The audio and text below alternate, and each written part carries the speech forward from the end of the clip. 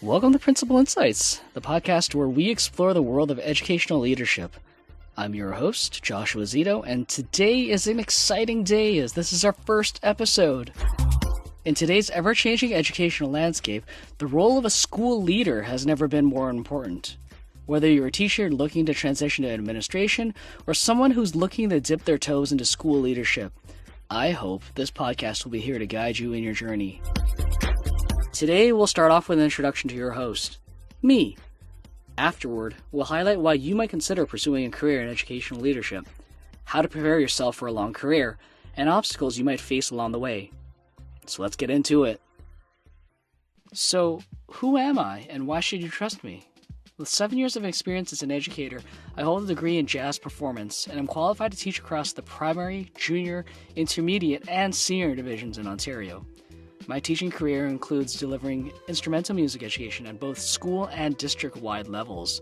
I've also taught grade 8 online and worked with gifted students in grades 7 and 8. Now, during the pandemic, we witnessed a significant number of educators and administrators leave the profession. In fact, one of the principals who wrote the letter of reference for my entry into a master's program was on the verge of leaving the profession altogether. I too struggled with my own mental health while teaching students online. And as I began to open up to my peers with my challenges, I discovered that I wasn't alone in experiencing these feelings. My hope with this podcast is to build a community of leaders that draw from each other's experiences to strengthen and improve their respective communities. I've been very fortunate to have worked with a few inspiring principals that have helped shape my approach to school leadership. I hope to have them on this podcast in the future to talk about their experiences. However, great principals, in my view, are now considered to be the exception, not the norm. Before we dive into what makes a great school leader, let's define the roles of school leadership. More specifically, what are the roles of school leadership?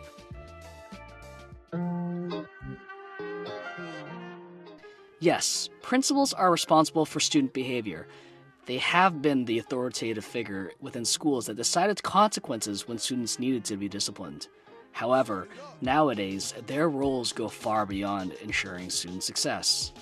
According to a study by Blazer, 2010, quote-unquote, principals are expected to be instructional leaders, business managers, data analysts, community engagement experts, parent liaisons, and fundraisers, unquote. Having all this influence and impact can be challenging and overwhelming. However, having strong leadership in these aforementioned areas allow the most important role of school leadership to flourish. That is, to highlight student achievement. Personally for me, the opportunity to make a marked impact on a school is very enticing. Now, let's talk about what makes a successful leader, and I'm going to be pulling from a book titled What Makes a Great Principal? The 5 Pillars of Effective School Leadership by a gentleman named George Couros. In it, he lists 5 fundamental principles to which effective leaders leverage. They are relationship builder, continuous learner, talent cultivator, resource maximizer, and being a visionary. Let's break these down one by one. Pillar 1. Relationship builder. Relationships are the foundation of leadership. Building relationships, authentic relationships, allow school leaders to truly create an environment where everyone feels a sense of belonging. When you have a community that feels included, you are able to uncover what the strengths, needs, and challenges are of the community. As a result, you are able to then meet those needs because you have already earned a community's trust. Pillar 2. Continuous learner. As the leader of an educational institution, you should consider yourself learner-in-chief. Followers look to their leaders to model what is expected of them. It only stands to reason that great educational leaders model how to learn themselves. Leaders should also be modeling skills like growth mindset, reflective practices, and critical thinking. These are all skills that are necessary in the 21st century. Pillar 3. Talent cultivator. Rather than looking at members of your staff from a deficit standpoint, Couros suggests to look at where your staff's passions lie. Going back to building authentic relationships, you can leverage the knowledge of these passions to make your staff more effective at the positions. In addition, Curtis encourages to surround yourself with people who elevate each other through their distinct talents. Pillar 4, Resource Maximizer. Let's face it, every year educational institutions are being asked to do more with less. How do we manage this? Well, you embrace technology. You encourage collaboration within your communities. You empower teachers to explore and be creative in their approaches. Engage in your parent community. And finally, create opportunities for professional development.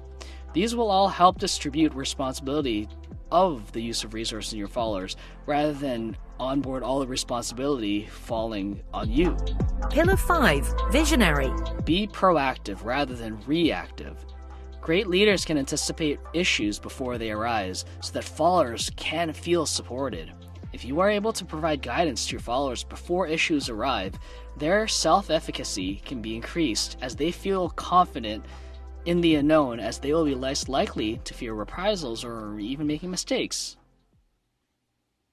Now, according to a brief study completed by Christy Blazer in 2010, the average tenure of principal from 1996 to 2008 was less than 5 years. This is an incredibly short duration. I honestly would not be surprised if that number were similar in a time post-COVID, or maybe even worse. So what were some cited reasons for principals leaving the profession? Well, it included changing demands of the job, including increased accountability, responsibility for raising students to high standards without adequate support, as well as legal and special education issues.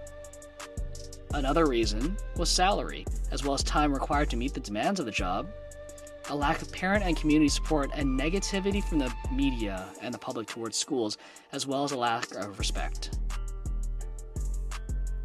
Now, these issues aren't specific to principalship.